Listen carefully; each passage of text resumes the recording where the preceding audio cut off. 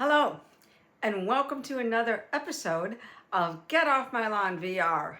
Well, we're going to show you how to get into VR without having to ask your grandson, your granddaughter, your son, your daughter, the geeky tech guy that works at some big box store, or a random neighbor. We're going to show you how to do it yourself so you can get into it and really enjoy it. So today we're going to talk about puzzling places. This game, no zombies, no shooting, no running, no spinning, none of that.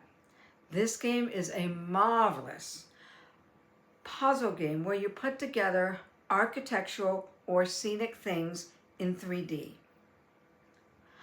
Once you do these things, and by the way, they're all different levels. You can go from the beginner level, which is like 25 pieces, up to the, I want to devote my whole life to this thing, that's 1,000 pieces, and everywhere in between. So let's go ahead and get you totally in love with this.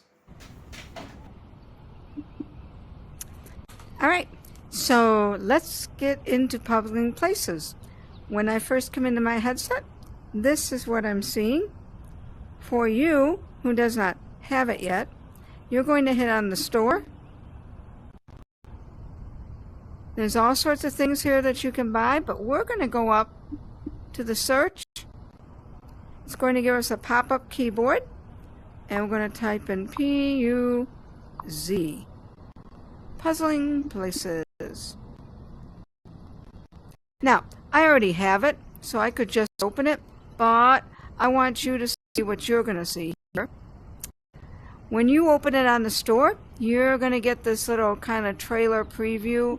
You can click on it. It's going to show you all about it. Kind of give you an idea what it looks like, which is really cool. We're going to stop that because we're actually going to do the thing. Down here is how you can purchase it. They manage the subscription. There's various subscriptions so you get more new puzzles. And then also the gift. You can gift somebody a membership to Puzzling Places, which is very cool because then if they have their own, you can do the multiplayer with them, which essentially means you can get your friend who lives across the country to log in, and both of you can sit there and talk to each other and play the puzzle as if you were, sitting around the kitchen table. So pretty cool. This entire game can be done sitting in a chair. If you can use a knife and a fork, you could do Puzzling Places. So this is an ideal first VR game, which is why I decided to do it as the first one we're going to look at. So I'm going to go back, and I'm going to go ahead and open it.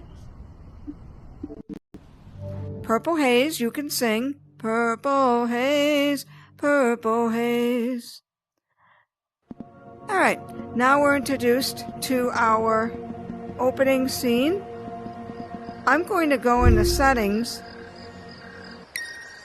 and turn off the audio so that you can hear me better. There's this little audio that provides a kind of environmental music and stuff, which is, when you're using it, that's great. When you're trying to talk over it, not so much. So let's go up into the library. If you look down here, you'll see that you have 4 profiles. You can have 4 different people save the puzzles that they're playing with and what they've completed. I happen to have just filled up all 4 profiles myself. And as you can see, I have a mind-numbing number of puzzles that I can play with. We're going to go into the store real quick. These are the ones that you can purchase. Every month they come up with a different pack. As you can see, they're up to pack 36 right now. Here's the South Korean one, and it has about 6 or 7 puzzles in it. The inside-out ones are incredibly cool because when you build them, and I'm going to show you, you can go inside the building. If you look at these Puzzling Places, it's places. It takes real places and breaks them down into puzzles, which is cool because it's almost like you're traveling to the place. And you'll see what I mean we're going to look at the Petro one before we leave, and that's pretty cool. But you're putting it together and you're also getting to know the place. So, very awesome. So before we talk about the multiplayer, let's actually go in here and look at some of the puzzles. I'm going to randomly pick one that looks interesting. I like this one. I like the blue. I'm going to click on it. I've already downloaded it because I was taping this before. But what I want you to see is we could do anywhere from 25 pieces to 400. It'll break it up into that number. We're going to look at the 25 piece first. So we're going to hit start. And here you go. Here are your 25 pieces. And if you look along the bottom, these are your cards on what your puzzle at the end is supposed to look like. So these are your guides. And there's 5 of them. And before we get going, let's just look around here. And you can see nothing in back really, just a little empty skybox. And in your pieces. There are settings that you can have your pieces go 360 degrees. So if you wanted to stand up and do it, that would be a really cool way to do it. But we're just going to start with 25 in front of us. And before we even start, I want to show you the little paintbrush here. And by the way, I'm activating things by pointing the little laser and clicking the trigger, my index finger, on the back side of the controller. So I'm going to click it. This one is going to give me the palette. I can change the setting and have it different colors. I'd like blue, so we're going to go with the blue here. I like this one here. Yeah.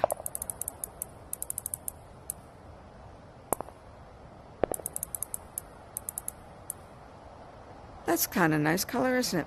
Alright, when I'm done with this, I'm going to click on the circle here. And then using my thumb on the thumbstick, I'm going to press the thumbstick forward.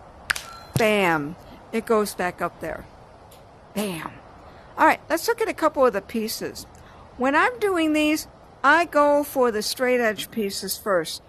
As you can see, the ones that are along the edges, it's an easy way to orient your puzzle. So let's pick a couple straight edges. One. You can see actually that's going to be the top of this alcove. Here's another straight edge. Here's a straight edge. In fact, look at that. Wow. Very cool. So we're going to get a couple of these straight edges here. We're going to put them right here.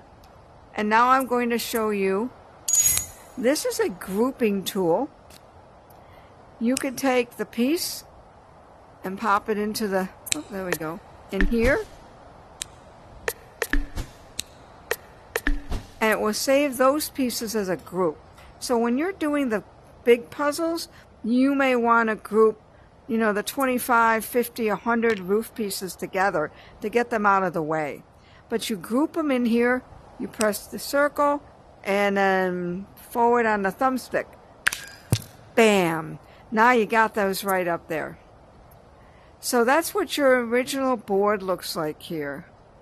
You see all those pieces here, and then you put them together. I'm going to show you the eyeball later. This one doesn't apply here. We're going to go back home. Now, we're going to look at the same puzzle, only this time I'm going to hit 400 pieces. Purple haze again. Actually, not much purple here.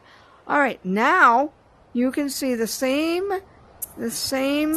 place, puzzling places, broken up into way more pieces. In fact, you have 1, 2,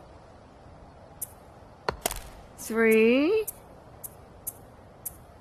4 tabs of puzzle pieces. We're going to go back to the beginning here. I still have my grouper, so I can still start pulling my straight edge pieces in here, or whatever I want to put in here.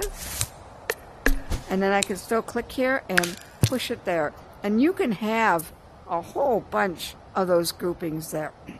But what I want you to see is, see how I have a hole where I took them out? Yeah?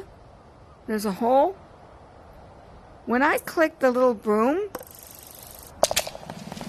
it's going to fill in the holes by pulling the pieces up from the end sheets. And it'll keep filling them in until you get to the very end and you're down to one tab.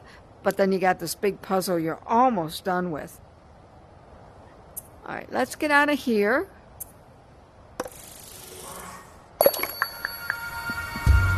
Now, I want you to see, we're going to go into profile 1.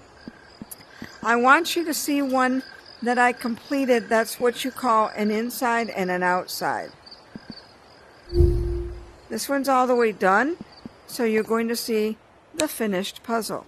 You see how cool that is? All the pieces were together. If I grab the eyeball and put it near here, I can start pulling out and looking into the places I built and seeing the things that are in there. So you build this one from the inside out, which is very cool. Same cue cards down here, telling you what it's going to look like in various pieces. And you can see that's one of the insides. And this is the finished one. And if you listen carefully, you can hear the bells in the back. That's kind of the ambient noise. Each puzzle has its own kind of ambient noise. You could turn that off and listen to anything else you want. I like to put this on, just relax, and maybe even listen to a book on tape and stuff. And yeah, I might be doing it during a meeting, but we won't tell anybody. So that is one of the inside outs that's finished. We come up here, the house, and we go back to the beginning again. On here they'll tell you the difficulty, but really it's the number of pieces that really kind of dictates how difficult it is. 25 pieces to 400 pieces, you can figure out what's more difficult. All right, let's quick talk about this multiplayer. This is pretty cool. So you can come in here and type in a room name.